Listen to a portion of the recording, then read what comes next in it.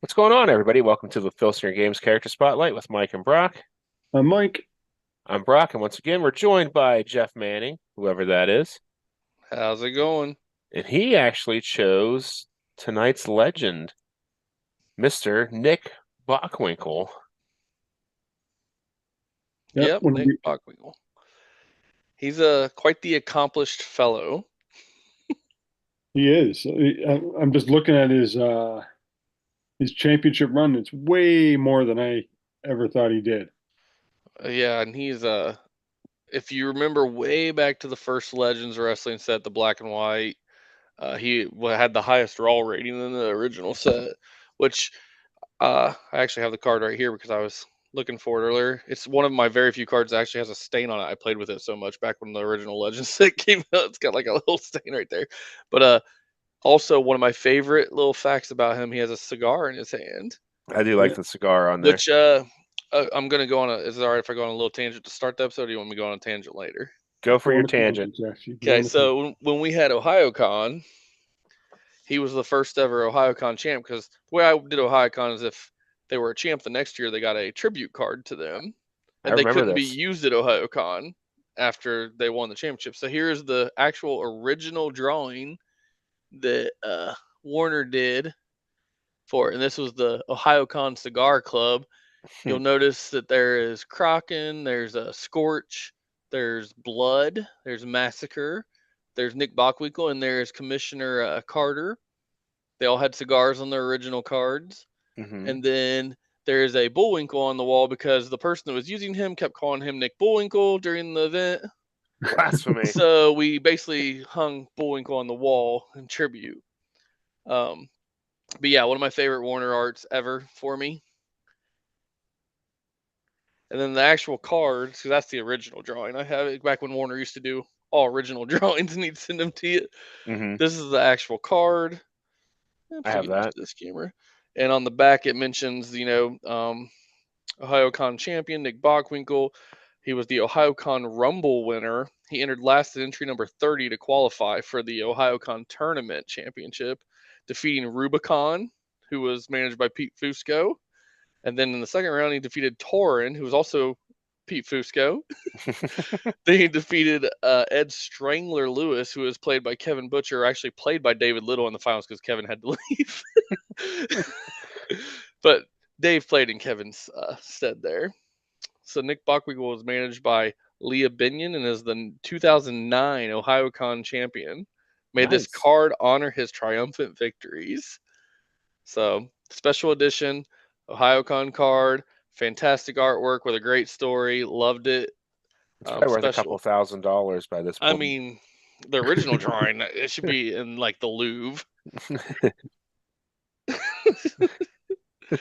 But no, I mean he's a guy. He's a perfect example of a Legends guy. Not really my era. He retired in '93, and when I was around, he wasn't in WDF, so it was not the main focal point. I'd heard of Hmm. him. He was in the WWF when you were there. No, he wasn't. Not He was not an agent. really. He was an Not agent. really. He was an agent. Was he an But on-screen authority figure there for a little while, or is that WCW? He might have been in WCW for a bit. Like he was. Okay, He became like they're almost like a commissioner type thing. that's what I thought. I have a very he was vivid in memory. WW, but I don't see him in WDF really, like not in front of a camera. I remember Well, when no, I didn't say he was a camera. I said he was an agent, so he was all backstage. he was probably out breaking up fights with making sure the Renee boys Gallet. making sure the boys only had a case of beer so they didn't get too wild. Uh no, but I mean, but he's a perfect example to me that wasn't a main wrestler when I was growing up that I found fascinating because he had this huge history. He had fought a lot of the guys I saw growing up. Yeah. He was a champion. They had faced him and gotten beaten by him. So Hmm. hearing his history and looking into him, like when Legends Wrestling was introduced, that original black and white set, I was super excited to learn more about him. Me too. That was he stood out. He was the guy I'd roll a tournament with, and he won, and I was excited about it. And it was Hmm. like now It I was a can name I play. recognized but didn't know a whole lot about. Yeah, That's what I was insinuating. Broc's just so much more eloquent. See, I knew him. I didn't know that he. Well, yeah, you're older. Yeah. I watched him do some stuff in Georgia. Not much. I never saw him when he wrestled in Florida. And I didn't see him on like TV. I just saw him on tape. Mm-hmm. And I'm sure I watched him a little bit in AWA because growing up I watched AWA. Yeah. They were the And then Remco figures I played with the most. Those were such terrible figures. No, those are the best. Those are my favorite all time. He was in the He-Man mold. Yeah, that's fantastic. And they actually WWE's brought some back recently. They did. I have some of them. They're fantastic. Those are okay. So nostalgia. Those are the best. They're better than the Hasbros. They're better than the LJNs. They were actually able to move and wrestle. That is true. They were. But fantastic. they were all He-Man. They weren't though. They were wrestlers. I had the Road Warriors. They weren't He-Man. I had Paul Roma. They all had the exact same body mold. Which is He-Man. But it was fantastic. Maybe He-Man was AWA. You just didn't know it.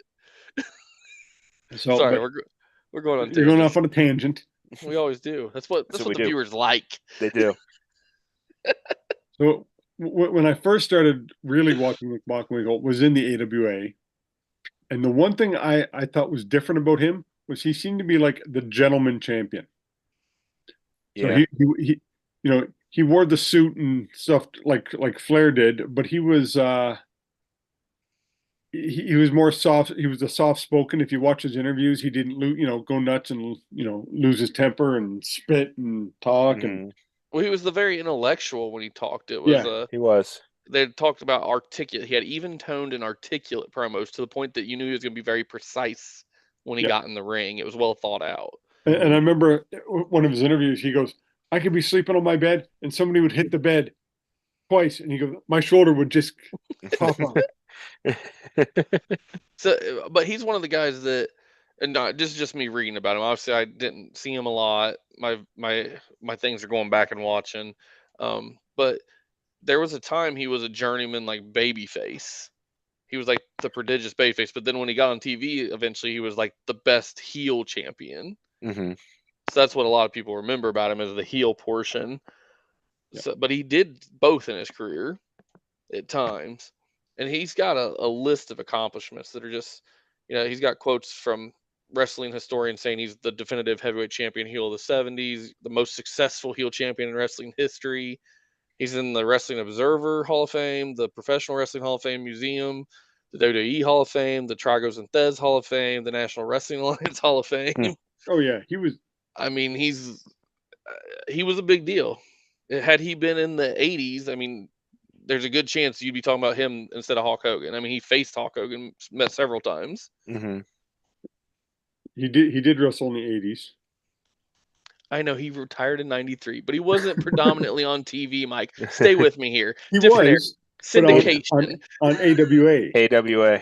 But AWA didn't last on TV that long. No, but that's where he was. I know. I watched AWA growing up, and I actually liked AWA better than NWA at the time. His of course, for me, the most famous match I saw him in was the Henning match. The roll of quarters. Yeah, with Larry Zbyszko hands him, pops it, the dimes go everywhere. Yep. I remember that. That was what I was going to bring up earlier. And then I remember reading about it years later that what's his name, Vern Gagne actually wanted to reverse the decision because he didn't think it went over well. And the AWA had rules that just didn't make sense anyway. But the fact that he saw how well the fans took to Curt Hennig as a heel champion, mm-hmm. and he also saw it where if he made Curt the champion, he wouldn't lose Curt. Yeah. And then he did anyway. He did eventually.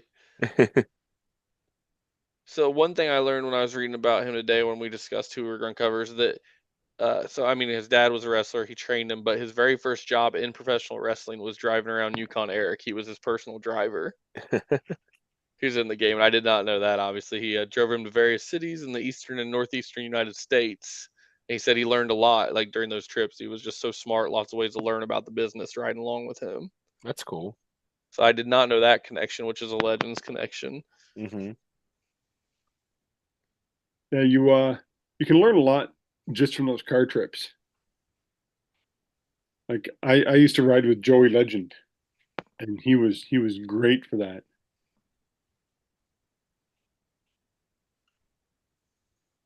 Yeah, he was all over, though. I mean, if you read his history, Texas, Canada, Hawaii, California, Pacific Northwest, Also, Australia, New Yeah. Japan, or all Japan. we Like talked about this last time too. He's a member of the Heenan family. yes, he was eventually. It's just crazy if you go back and read his history. Oh yeah, Yeah, because especially some of those old guys because they had territory, so they bounced around all over the place. yeah. And there, he defended titles against guys like Bruiser Brody at times. Like that's on there. And Obviously, Ray Stevens, who he teamed with also, and the yeah, I would say Sheik. he won some tag team titles with Ray the Crippler. But he also went against him too once he was a champion.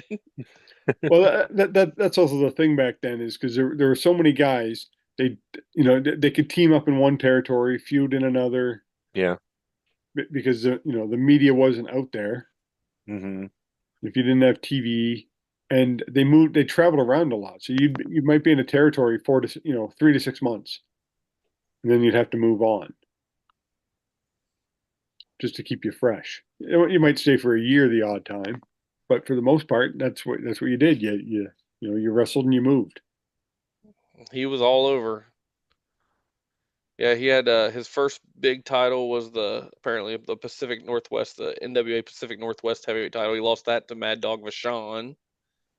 So there's another legend in there. I'm Um, thinking, did did he also have a title versus title? I thought he had one maybe versus race. he probably did. I mean, there's a lot. I'm just looking through. There's so much to go through. There is.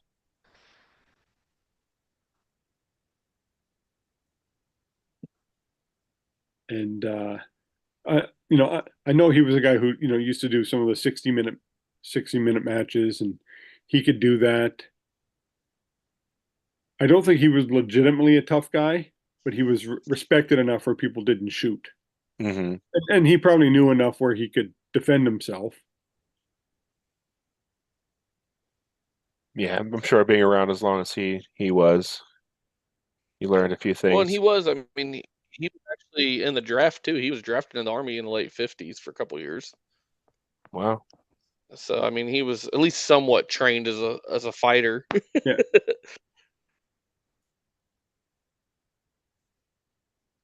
Yeah, I'm just looking through his history. Like, there's so many names that are in the game. Yeah, and Just it's scrolling hard through. to pick and choose here. It's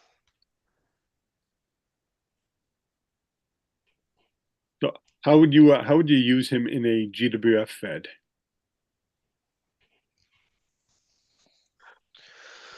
Uh, he's a tough one. He'd be kind of out of place. Yeah, he would, but he definitely seems like a Magnus Colby guy. You could pay him to come there, just blowing Yeah, smoke in your face and talking trash, and I could see that. I'd have him team up with Morpheus. Morpheus would be the manager because he's got the Okay. suit tie, the cane. Mm-hmm. You form a team like the Gentlemen's Club or something like that. Yeah. Everybody has to wear the suit and tie.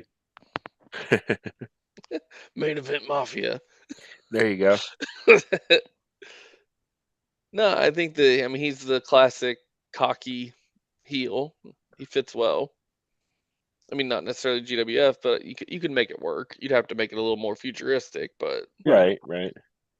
So what fantasy matches would you like to book him in that you can now do within the Legends game? Some interesting matchups for him. First one that popped in my head was like Rob Van Dam, like your classic high flyer type against. Okay, I just think that'd be an interesting matchup to see in real life. A prime Bockwinkel versus a prime Van Dam.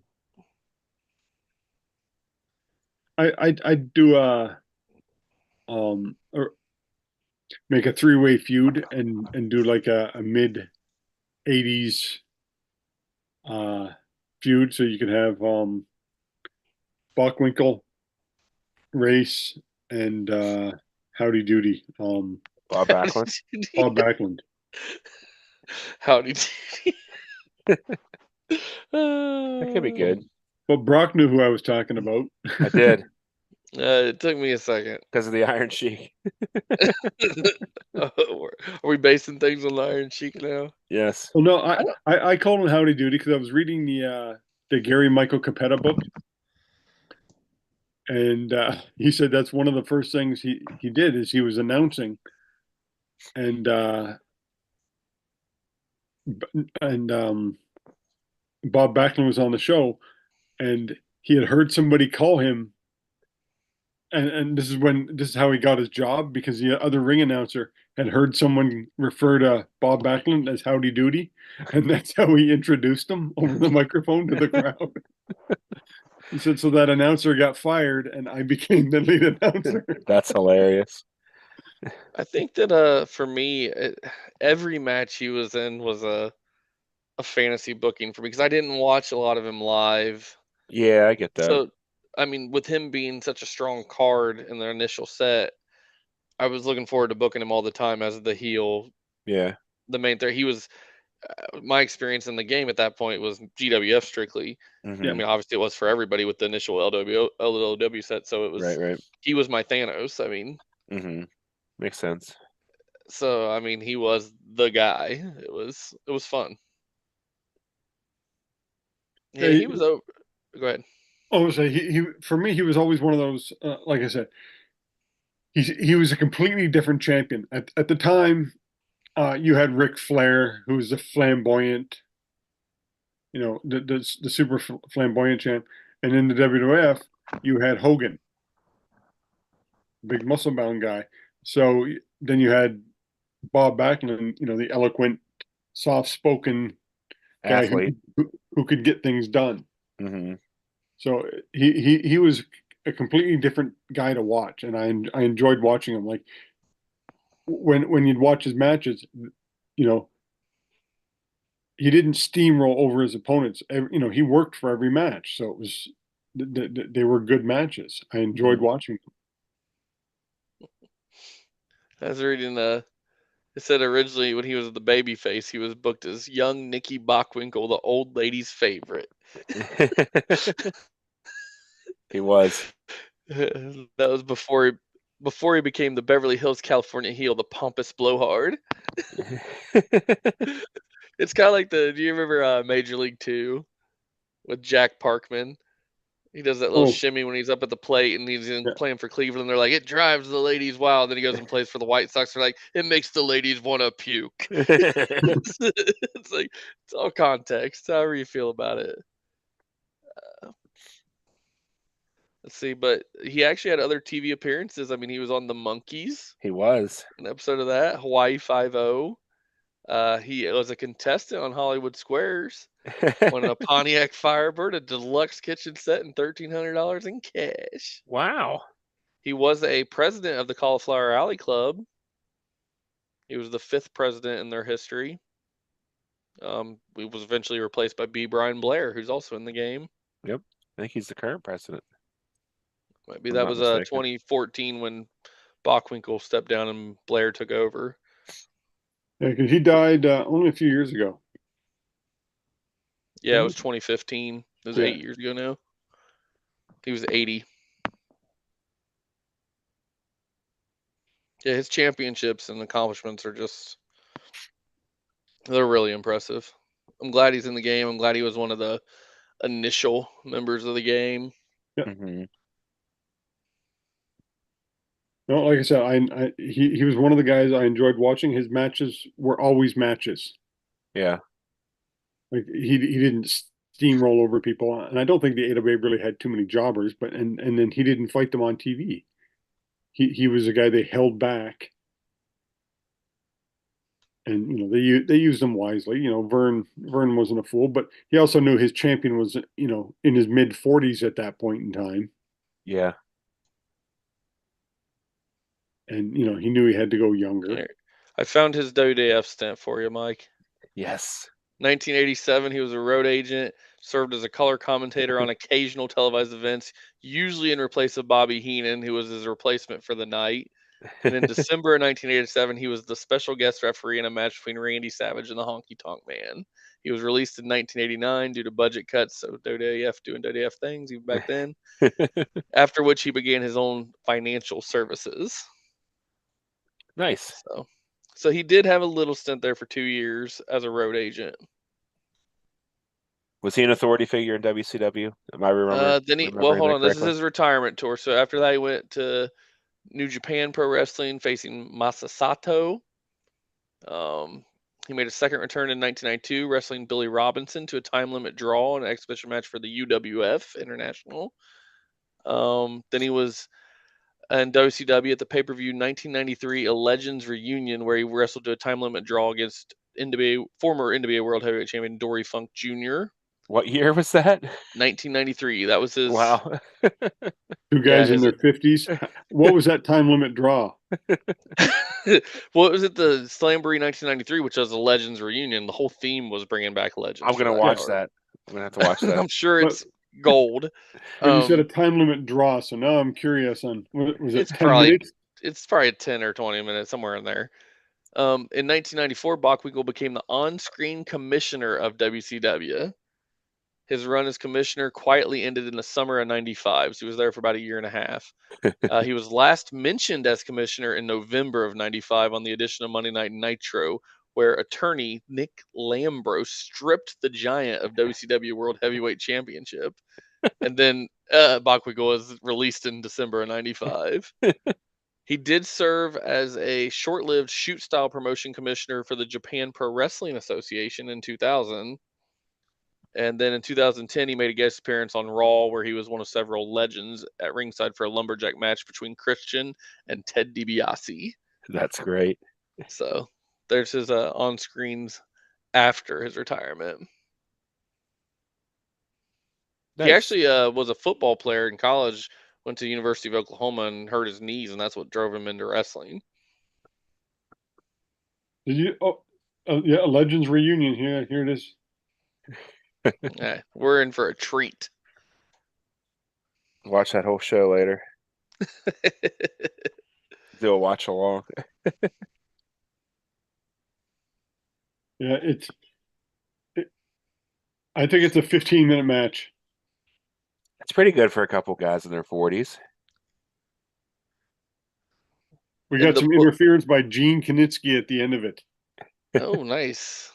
It says in the book 50 Greatest Professional Wrestlers of All Time, The Definitive Shoot, the author named Bockwinkel the 18th greatest professional wrestler. It's pretty good. Yeah. Out of all the guys who have wrestled, it's not bad to be in the top 20. Right. There's so many nice quotes about him on his career.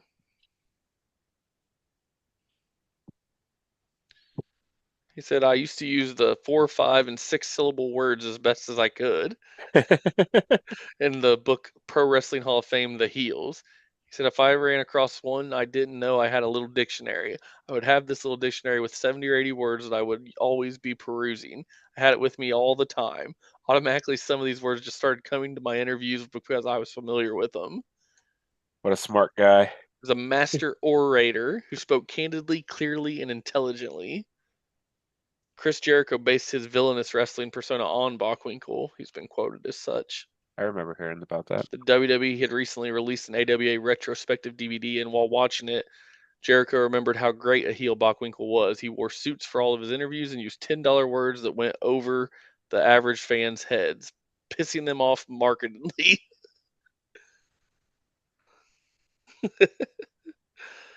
All right. Looks like we lost Broc for a second. I think he had to step away. No, I think it just kind of cut off. He glitched one time earlier. That is true, but also sometimes There Sorry. he is. I had a coughing fit. I didn't want to record it. Oh, is that what it was? Yeah. I could feel it coming. I was trying to hold it back, but I had to let it go.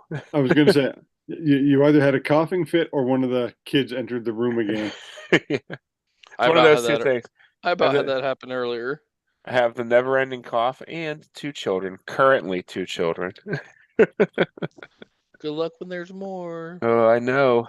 Any day now. Probably by the time this drops, I will have had a 3rd child. You got more moving in, and I got more moving out.